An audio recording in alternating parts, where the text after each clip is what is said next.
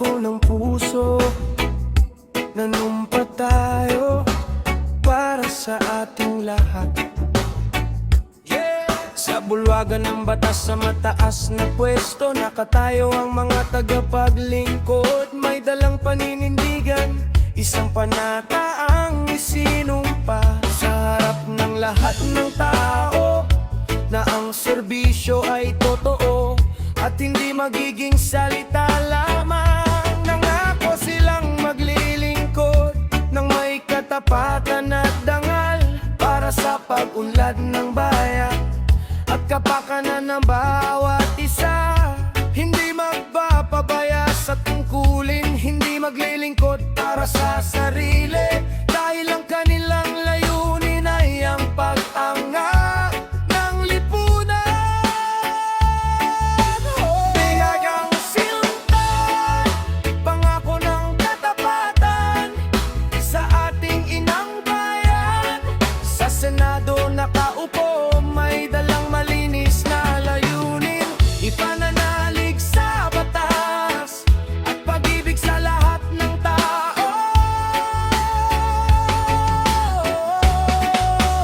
Dalagang sinungkan, sila ang tagapagtanggol ng karapatan ng bawat isa. Gagawin ang lahat para sa magandang kinabukasan,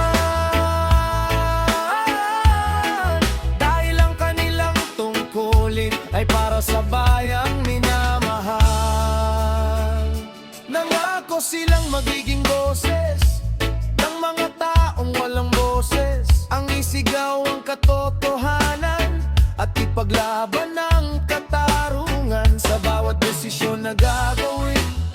Isa sa alang-alang kapakanan, hindi susuko sa anumang pagsubok, kahit gaano pa ito kabigat. Ang kanilang pangalan ay isusulat sa kasaysayan ng bayan bilang mga lingkod bayan na tapat at may dangal na taglay.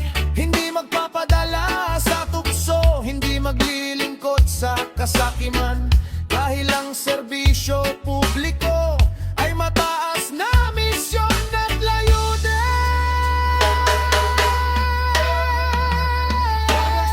Sinundan, pangako ng katapatan sa ating inang bayan.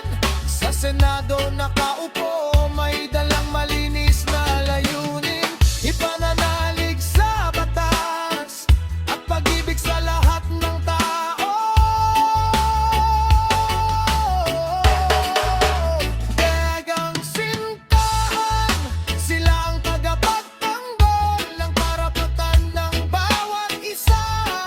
Gagawin ang lahat para sa magandang kinabukasan,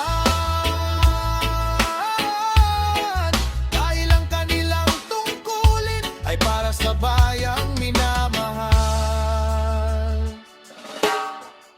Lalong sumigla ang tugtog, mas malakas ang himig.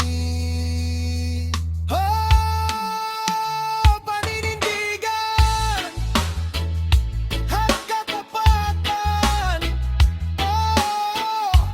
para sa bayang ating sinumpa ang paglingkuran. Hindi magbabago ang puso, hindi mawawala ang pangako. Hanggat may buhay, hanggat may pag-asa, maglilingkod tayo ng tapat at totoo. Kaya lang sinundan,